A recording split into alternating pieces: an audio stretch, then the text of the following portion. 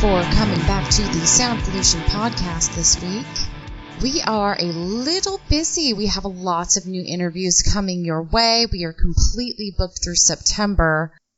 Things got a little away from us this week, which is fine because I've been meaning to do this. I've been meaning to drop a best of 2023 episodes. This is part 2 of that 2-part series. And up first, this is episode 147, Artemis Wolves.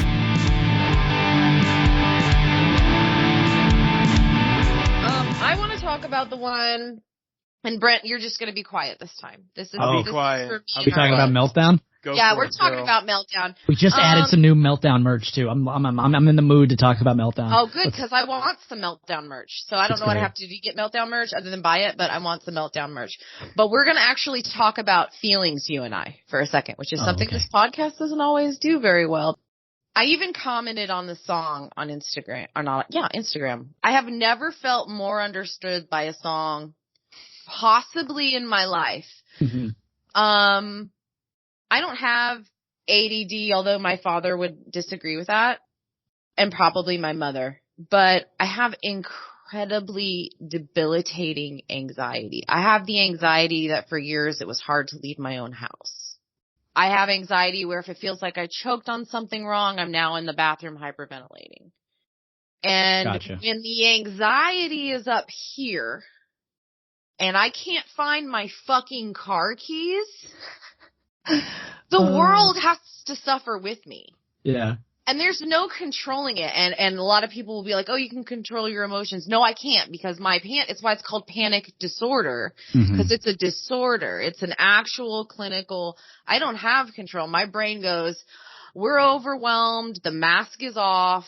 Now you're dying. And it's meltdown, meltdown, meltdown, meltdown. And I listen to it and I'm like, I know this is about ADD. Like, I know that. But I often find that their ADD and anxiety have a lot of things in common, actually. Mm-hmm. On a personal level, it was funny. It was a little bit about me, which is probably not that good of a thing. Because it sucks, because I was like, yeah, I melt down. Oh, absolutely. And it's everybody's problem. And no, I don't want to fix it. Well, I want to fix it, but I can't. It's not just going to be fixed. And the line, what the fuck rhymes with purple? I stopped it like the second time I listened to it, and I was like, what does rhyme with purple? Oh, yeah. And I actually felt some anxiety rise as I was like trying to Google what rhymes with purple other than fucking purple. Because the beat keeps going while you're thinking, so you're like, I'm running out of time. Yeah, it feels like a clock melt, and you're like, and that is what leaving the house feels like. When you have anxiety, that is what other people consider a minor inconvenience can actually ruin my whole day. And it's not because I'm a drama queen. It's because my brain takes those cues and instead of them staying here where they're supposed to be, I'm going to freeze or run. And then I have to look back and be like, sorry, I'm not medicated, bro. I don't want to tell you. Oh, man. That's awesome. Like, do you have ADD? Or did you just write it for someone else? So here's the thing is, I have made this conscious decision, at the start of all of this to, keep most of my actual medical diagnoses kind of hidden. And I tend to do that, but this caught me. I will say that this song does apply to me, for a couple of different reasons. I definitely wrote this. This is one of the songs where I had an easier time writing this than some of the other ones, for sure. Gotcha. I'll put it that much.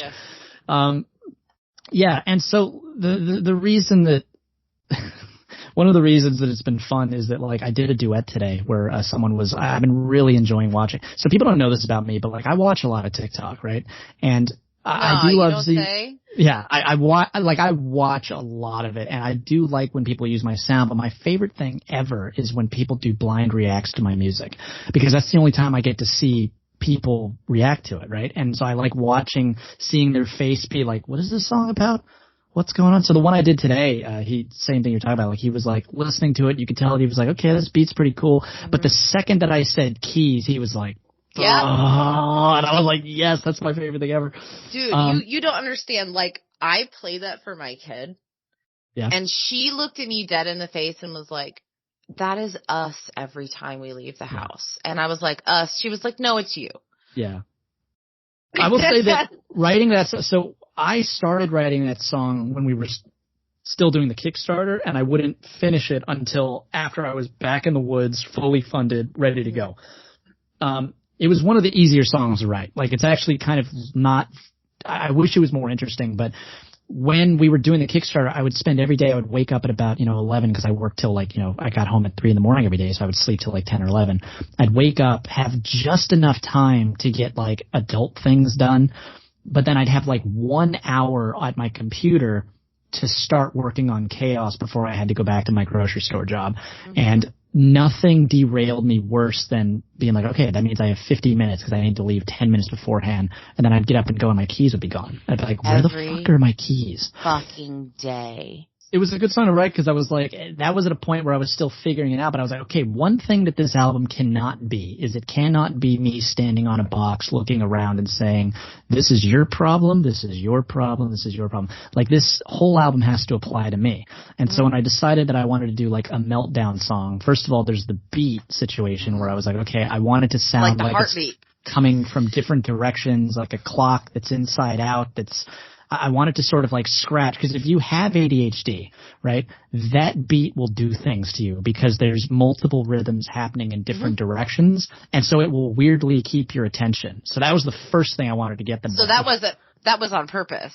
Every molecule of that song is on purpose. Because I felt it, yeah. Because then it goes through one cycle before the lyrics actually start, because I wanted it to sort of like bring your attention and be like, hey, are you looking? Okay.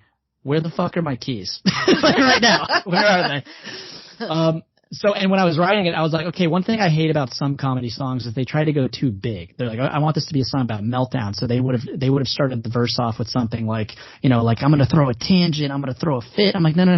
The best way to get someone to understand a big concept is to zero in on something so specific they think that you're spying on them. So I was like, keys. I forgot my password. Oh, the password. And now I'm locked out. Or password can't be old password. Oh my God. About to go to work, but I need my keys. Like, about to go to work. That right there causes the anxiety. But then when you say I can't find my keys, there's millions of people that affects. So it's like, that song was really easy because all I had to do was just pay attention to my own life. What sets me off? Oh, I can't find my keys. Because it's not about the keys. The problem is that I have things to do today and I'm stressed out. The keys are just the match. And this whole album's about talking about the match and actually lighting it yourself so that you can walk away unscathed. So it's like, let's talk about the keys real quick. Let's talk about how I can't find them. And did you ever find out what the fuck rhymed with purple? No, and that actually happened during a live stream. I was in the woods and I was like, guys, I have to move on to Sadie Daddy-O and get it mastered before we get the album in there. So we were in live stream because I broadcasted all of this, of making this album. And I was sitting there and there was like 7 people watching. I was like, guys, we need like one more line. Like, and then I started laughing. I was like, guys, what if the last part of this song is like meta? What if it's about writing this song? Yeah. Need another verse, but it rhymes with purple. I was like, oh dude, that would be so funny. And so we like wrote it like right there on the spot. So it came together really naturally. I love it. I felt understood and attacked at the same time. The other thing I want to point out that someone picked up on is some people have been sort of debating. A few people have been like, well, you do know that this is not a choice, right? Like, you don't, like, it's not a choice. It's like, you don't want to melt down. I don't feel like you're ever saying that it's a choice. I think you're like, here's what this is like. Yeah. And I have a match and I have gasoline. Yeah. And I'm going to put them together. Yeah. Because I can't find my keys. Well, and here's the thing though, is that like, the way that I write, like, I set booby traps all over my songs because I know that those people will exist and they can help out. So one thing that someone picked up on last week was they were like, did anybody else notice that this is the only song on the album where he has dropped his voice down an entire octave? I didn't even think of that. It's not up here. It's where the fuck are my keys? It's Yeah. down. Everything's been pitched down an octave. And that's because the narrator in this song is the voice inside his head. He's convincing him that he doesn't have a choice, that he just wants to, like, no, you don't have a choice. Come on, throw a fit. Do it. Like, you know what I mean? It's one of those things. So people have started picking up on this because they're listening and they're paying attention, which has been really fun. So yeah, if you listen to it again, you'll notice that, like, it's now not my voice. Now I'm gonna be like, oh, it's Panic deeper. has another voice. The Panic has another voice. So it's right. For some people, like, melting down is not a choice, but that's the character talking to you saying, like, hey, you should throw a fit right now, shouldn't you? Yeah, you should.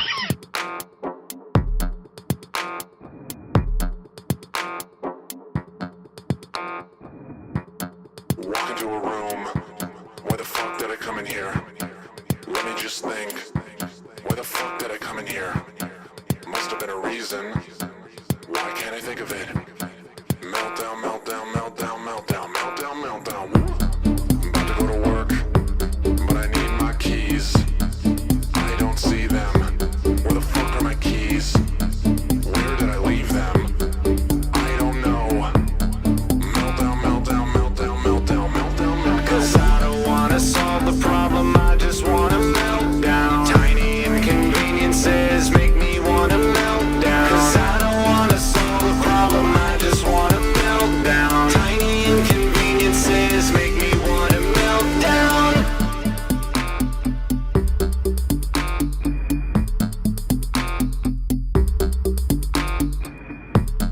About to pay bills, but I forgot my password. What could it be? What the fuck is my password? Guess 3 times? Now I'm locked out. Meltdown, meltdown, meltdown, meltdown, meltdown, meltdown. Get another verse, but it rhymes with purple. Get another word. What the fuck rhymes with purple? Write a new lyric, but there's no time. Meltdown, meltdown, meltdown, meltdown, meltdown, meltdown. 'Cause I don't wanna solve the problem, I just wanna melt down. Tiny inconveniences make me wanna melt down. 'Cause I don't wanna solve the problem, I just wanna melt down. Tiny inconveniences make me wanna melt down. I don't want to solve the problem, I just want to melt down. I don't need to solve the problem, I just need to melt down. I don't want to solve the problem, I just want to melt down. I don't need to solve the problem, I just need to melt down. From episode 149, Trashy Annie. So let's talk about the new album. Specifically, how did you come up with the name Sticks and Stones for this? Or not how, but we all have heard of Sticks and Stones. But why? Why did you choose that name? Yeah, it took me a little while to figure out what I was going to name the album. But as I told you guys previously, I kind of gave you the backstory on the name, where the Trashy Annie name came from. And it was, a lady being mean to me on social media about the clothes that I wear being too young for me. And so that sort of sparked something in me, because initially, like I told you guys on the last interview, it was kind of heartbreaking to have somebody get on there and say mean stuff without it. They don't know anything, they don't know anything about the backstory. They don't know how much work went into all this, or how much vulnerability you put out on the table when you put your stuff out there. And to just kind of make flip remarks about the clothes you wear, it just seems so ridiculous. And so, of course, that again kind of broke my heart for like 10 minutes, until I was like, screw this lady, whatever, do what you want to do, wear what you want to wear. I don't give a shit what age you are. And so that was how the Trashy Annie name came to be. Well, then, the horrors of social media all along the way have reared their ugly head, because people will just get on and say mean stuff all the time. I get lots of, 90% amazing feedback from people, and our fans are so awesome and supportive, because most of them have been following this story and the evolution of me and of Trashy Annie all along the way. And they're just so great and supportive. But you also get these asshats who will get on there and just say whatever, trolling, And so Haters. it's the worst. And who cares? I don't care. My music is not for everybody. Nobody's music is for everybody. That's fine. I don't care. But do you really need to go on and say something mean just for the sake of saying something mean? It doesn't make any sense to me. I would never do that to anybody else. And so it's always been really confusing to me that social media is like this safe place for people to be assholes to each other for no reason. So anyway, I started screenshotting the comments that people would make that were mean, and thought, man, I can do something with this. And so when it came time to name the album, I put all of the screenshots of all these horrible things people have said on the back of the album. So that's the album art. And then the front is called Sticks and Stones, and it's just a big glitter middle finger saying, That's the fuck best. y'all. It's pretty great. And it kind of, for me, the Trashy Annie brand is all about that. It's about being yourself and not listening to people who are mean to you, and just doing, being your best self, and you do you. And so for me, this sort of embodied that by calling this album Sticks and Stones, because I'm going to do this thing and it makes me proud and it makes me happy to be able to put this stuff out into the world. And I worked really, really hard on it. And I think it came out great. And if people don't like it, it's okay. I hope they do, but not everybody likes everybody's stuff. And that's an okay thing. But it's not okay to be mean to people for no reason. It really isn't. So that's where the name came from. Well, it goes back to that saying that I teach my children. Sometimes people are just assholes. That is a great saying. Word. To teach your children. Good for you, Brett. Till they use it in school. Yeah, so great. So speaking of that theme of just embracing who you are and people being assholes for no reason, let's talk about the first track. Let's talk about Born Pretty. I love this track. I love what it represents. I think it's beautiful. I think it's fun. Tell us about it. Thanks. So it's this is probably, it's at least one of my favorites on the album, if not my favorite. And I think I like the lyrics because it's just about a girl who is okay with herself. And the lyrics are about, she's got a glass eye and a limp and little bitty titties and a gap tooth and all the things, and the boys judge her and say, how you make it in this big bad city. And she says, I guess I got lucky. I was just born this pretty. And I think that it's just a way to say, be yourself and be okay with that. No matter what you look like or what people say about it or what age you are, any of the things. And that's why I love it so much, because of what it represents. And I think the tune is also catchy and fun, and it's kind of an empowerment tune, for anybody, women, men, whatever. 100%. But, so I think that's why I like it so much, and I'm really proud of it, and I love how it came out, and it rocks, man. It's fun. It's got a good groove, and the band is they sound killer on it. So I really like that tune a lot. Proud of it. Yeah, it's a great song. Specifically, I like the intro is pretty cool because it sounds like it has bells at the beginning of the song. Are those actual bells? There aren't. It's just a guitar at the beginning. And I don't think we did any kind of cowbell or anything like that with it. I can't remember because we did so much of it kind of in pieces. And then Jeff went and, made the magic happen, mixing everything together. And who knows what little Easter egg stuff he threw in there to kind of give it some sparkle. So it's possible. I don't think so, but it's definitely possible. And I know what you're talking about. It's got that kind of sonic sound of like a bell at the beginning. Yeah. Yeah. So I was hearing it and I was like, am I hearing this right? When I first heard it, I was like, that sounds like bells. That's kind of cool. But the riff of that song is really good too. And the guitarist gets to play, and I appreciate that. My favorite lyric, you've already mentioned some of. Unibrow longer than an old highway, lazy glass eye that keeps on rolling away, short right leg, and I got a little sway. But a girl with a limp never had a bad day. So those are great lyrics. So specifically writing that, what made you link Unibrow and Glass Eye together? What was it about those two that you were like, this is a marriage? Glass Eye. I don't know that I can tell you the answer to that. Some of those lyrics sort of come to me. The way that I write music is almost always visual. I kind of visualize a person or a scenario or something along those lines and kind of write around that concept. So in my mind, I was kind of picturing a person, right? Like a person that had an eye patch or like a unibrow that she's got to shave every day or doesn't, and hairy ass armpits and, no bra and a wife beater. Like I'm just picturing a person like that. It's like, fuck it, this is me, take it or leave it. And so I don't know how it all sort of came together lyrically like that, but I like that. I like those lines too. I will say I like the unibrow.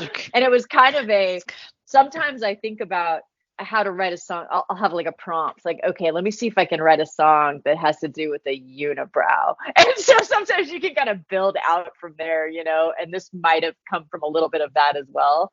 Born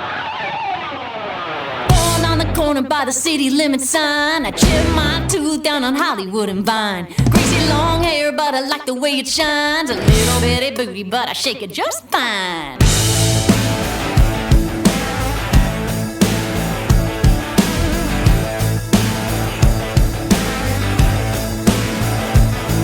Got a unibrow longer than an old highway, and a lazy glass eye keeps on rolling away.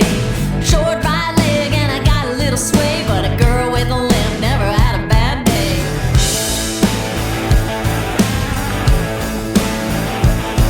Well, the boys making noise every place I'm at, saying, girl, how you make it with a face like that? Well, how you make it, girl, in this big bad city? I guess I got lucky, I was born this pretty. Born pretty like a sunny summer day. Born pretty and I'll take your breath away. Born pretty, better lay your money down, 'cause this kind of pretty's gonna run this town.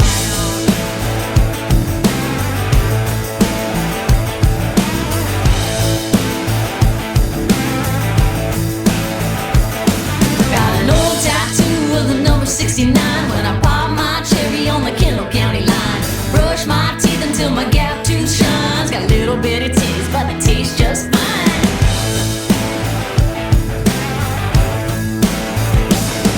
Well, the boys making noise every place I'm at, saying, girl, how you make it with a face like that? How you make it, girl, in this big bad city? Well, everybody knows I was just born pretty.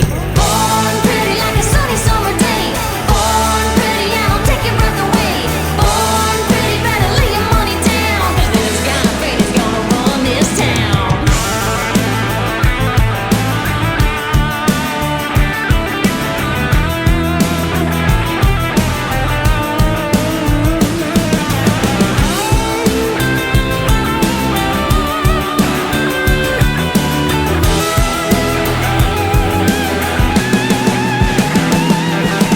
Born pretty like a sunny summer day. Born pretty and I'll take your breath away. Born pretty, better lay your money down, 'cause this kind of pretty's gonna run this town. Born pretty like a sunny summer day.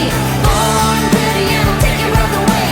Born pretty, better lay your money down, 'cause this kind of pretty's gonna run this town.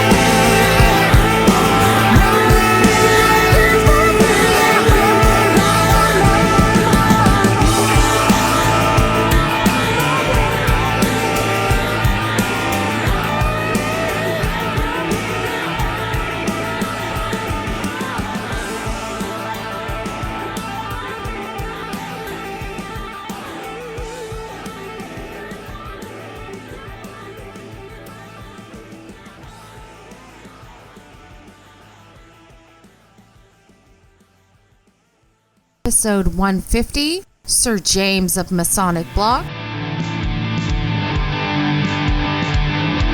you need that second guitarist for anything, you should just reach out to Brent, apparently.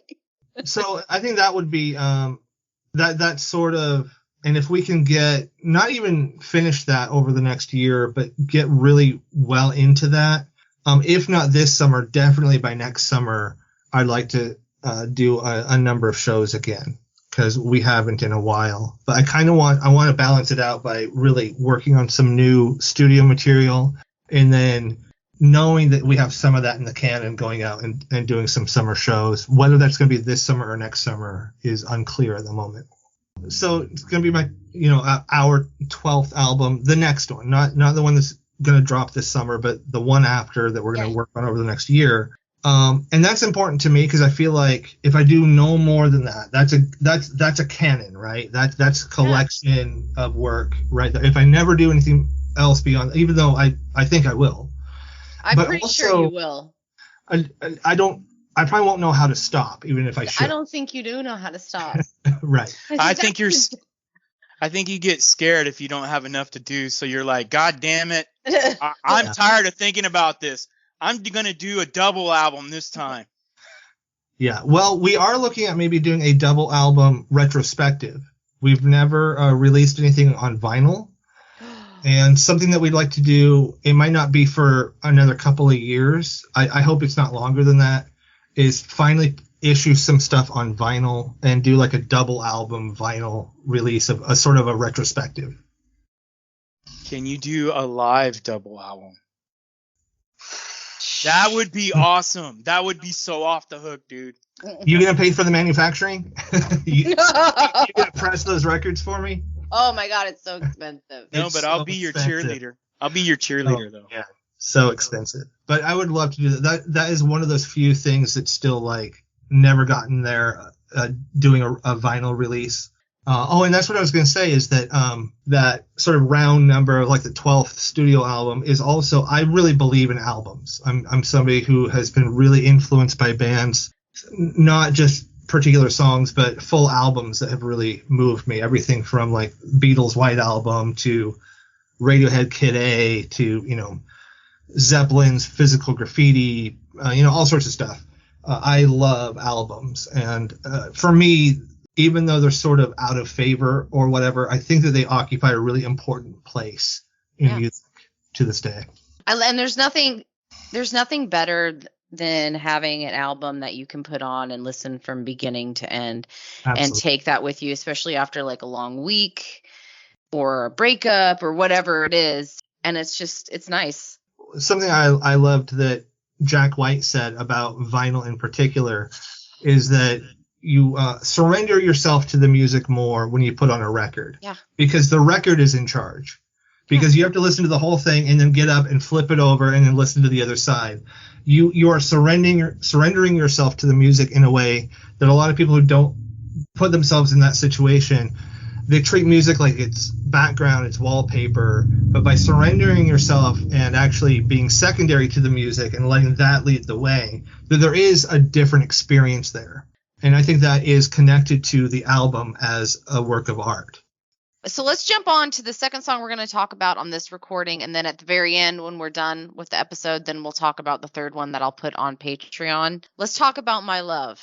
I just want to say that I loved that song. It brought me, it's like old school punk rock, man. And I don't even think, you said in the email it's like a love song, but I didn't even listen to the lyrics. I was just like, yeah, like it was awesome. I wrote that for who is now my wife. But when I wrote it initially for her, I wrote it on an acoustic guitar, and the guitar parts didn't change. Mm-hmm. But then one day I showed it to my bandmates, and I was like, screw it, let's punk it up. And I played it distorted, and I thought, okay, this is going to sound like a mess. And it does to some degree. But after the fact, I was like, this is really like kind of my love of the Ramones. Hard driving punk song that's also a love song, which is what I always loved about the Ramones, was the way they would marry really driving distorted guitars with these pop melodies that Joey Ramone would sing. I loved that connection of 70s punk with like a 60s pop sort of sound. I wasn't consciously going for that at the time, but after the fact, I was like, oh, that's kind of what this song is like. Punk song, very cool. But as soon as the vocalist comes on, the vocal tone reminded me of Geddy Lee of Rush. Really? Wow. Now he definitely has a higher voice. Yeah. but the enunciation and how it sounded, and I think it was the distortion, because I think when Geddy is on the mic, he really drives the mic with his vocals. Yeah. And so that's probably what I heard. But then the chorus is like so pop.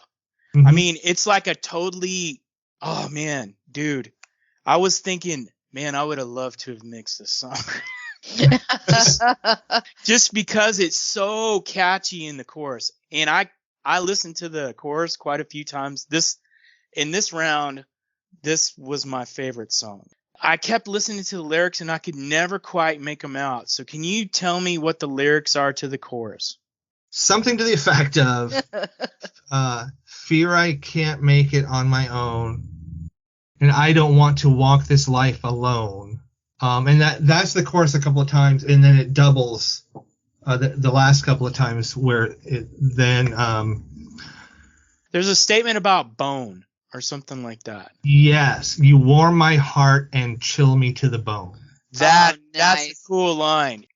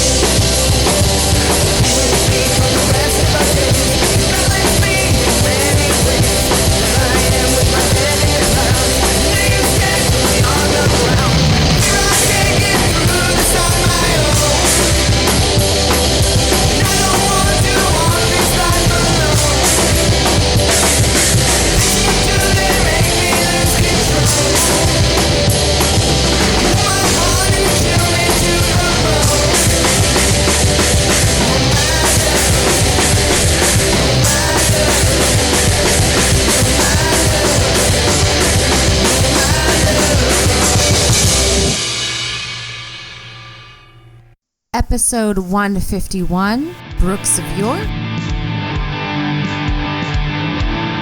aside from kids, where were we? I got distracted with kids. I don't know. Big to the Sky. Tell us about it. The instrumentation is kind of me moving, not necessarily away from more guitar forward stuff, but really pushing into more synth driven sound. So things that I've yet to release are just kind of like sitting on the back burner. If they're done, I just have to manage my time a little bit better. They're going to be more synth forward, like some sample stuff in there as well. So Big to the Sky is kind of like that bridge from having this very clean guitar driven sound into one that's a little bit more synth driven. But I mean, ultimately I still think it's kind of dreamy. The title itself, so all my song titles are things that my kids have said.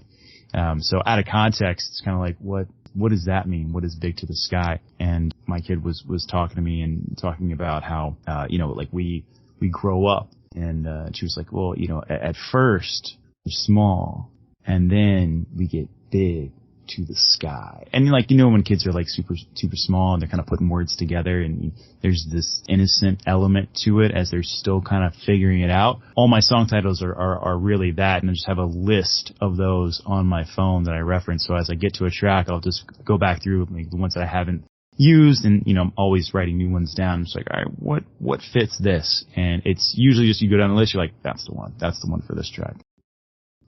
So I like the beginning. It really sounds like there's a heartbeat at the beginning. Oh, right on. It's really close to it. You have a nice full sound, and the vocal harmonies about 30 seconds into it are really cool. Thanks. There's cool vocal panning to the left and to the right as you're going through the song at different times. I do a lot of double tracking, especially on harmonies, and a lot of wide panning in general. And the engineer, producer I work with, Sandra Stoff, me and him are very aligned when it comes to that. Whenever I'm writing, it's like, you get the basic idea down, right? It's like first chorus, bridge, out, something like that. It's kind of like what I stick to. There might be little breaks in between. With my process, I'll just go through, and usually like I'll hear something and I'm like, oh, this should be there. And like it's not currently there, but I just feel like, I don't know, like I heard it by accident, or maybe it was like a delay trail that kind of sounded like this other thing. So at some point I was like, I really want like some big toms there, and like nothing was big enough. And I was like, oh, let's try fucking timpani, because like those are cool. But no, I also like the idea of blending in like non-traditional elements. I mean, I think that's what's great about working inside, a digital box. Cause like I've never performed any of these songs. I've never practiced any of these songs. It's all like, I have a part which leads to another part. I end up laying it down, and then I come back to it a few days later, and just ends up getting fleshed out over the period of like a few months. So, I heard what sounded like timpanis. I was like, this needs to go in here. That's usually how like a lot of the vocal layering happens too. Or I'm like, oh, let's try that. And I'm a huge fan of vocal layering. I think it's a great way to like just increase like tension sometimes, or increase like the intensity of what's going on. And I'm always like hypercritical of repeating a chorus too many times, because like some of the people I listen to the most, I'm like, God damn, this song's like 4.5 minutes long. It doesn't need to be. Mostly stuff like from the 80s and 90s, and I have severe ADHD, so I'm like, what can I add in to like keep somebody's interest and also have it sound cool?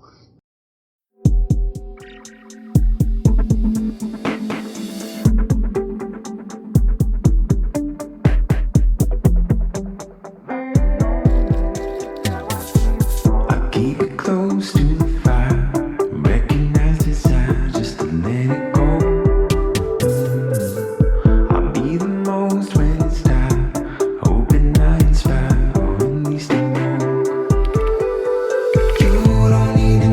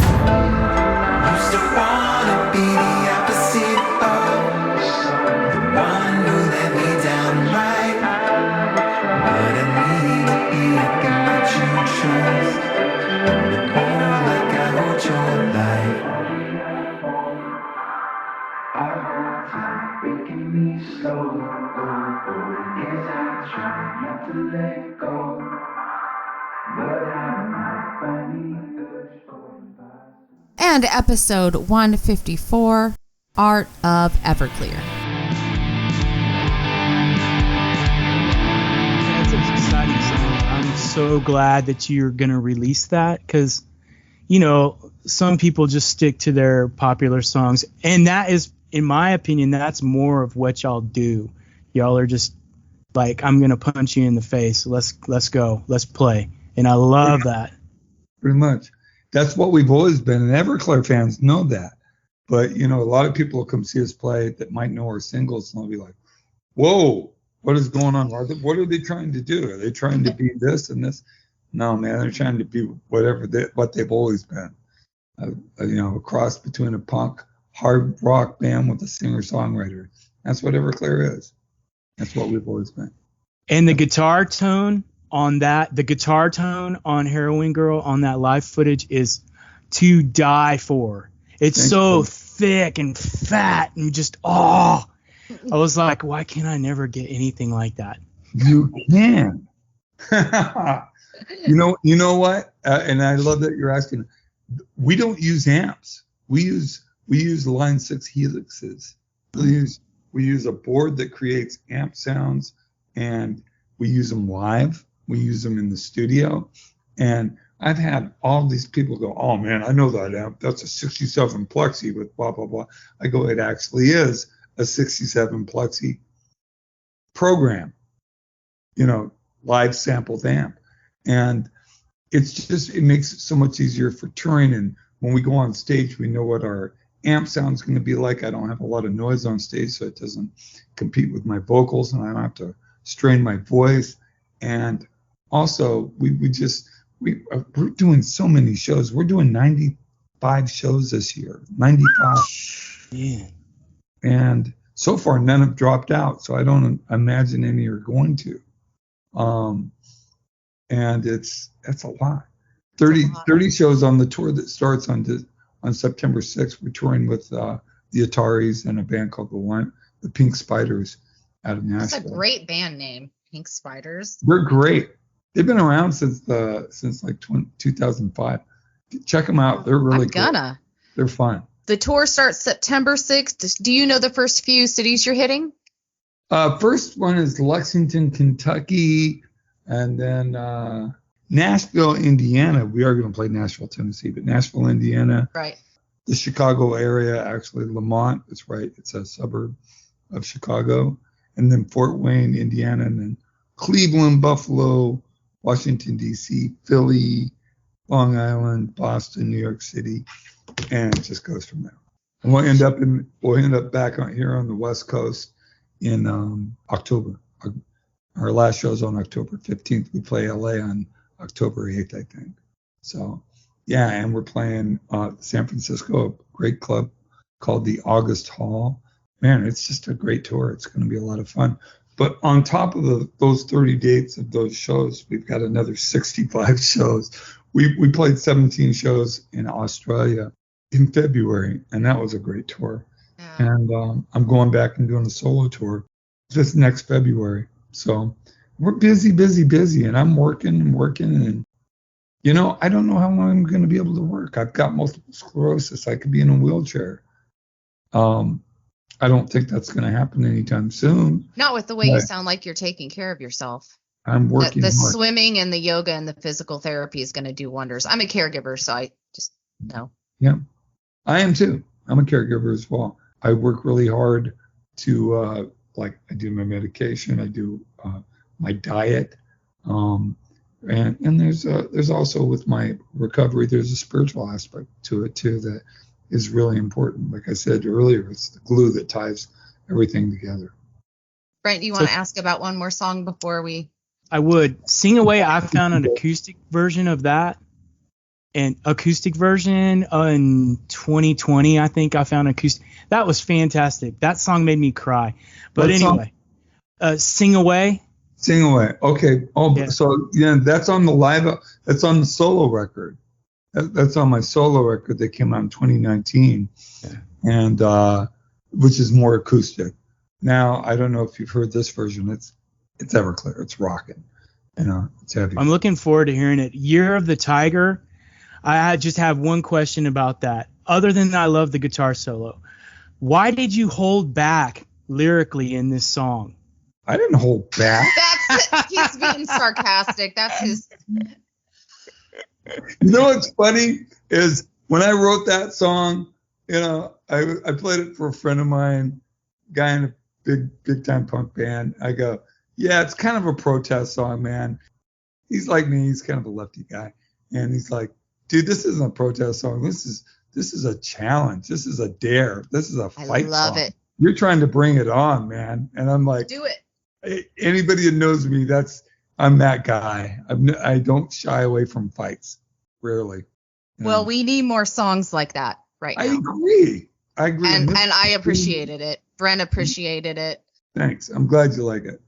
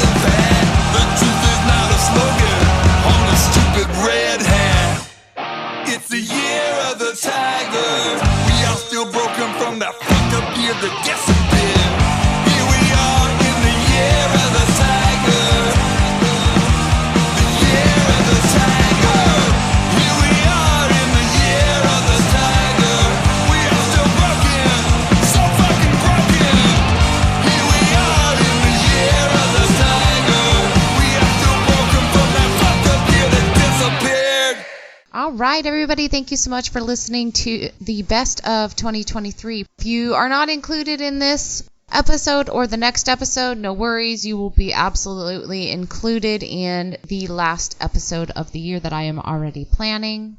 Please remember to click those links below. Show these artists some love and affection. Please remember to like, follow, subscribe, and download to Sound Pollution. Algorithms are a real thing. I'm not entirely sure how they seem to work or not work at this point, but the more people who like, thumbs up, subscribe, share the show, the easier our climb is, and the more people hear the show, and the more people hear the independent artists. So we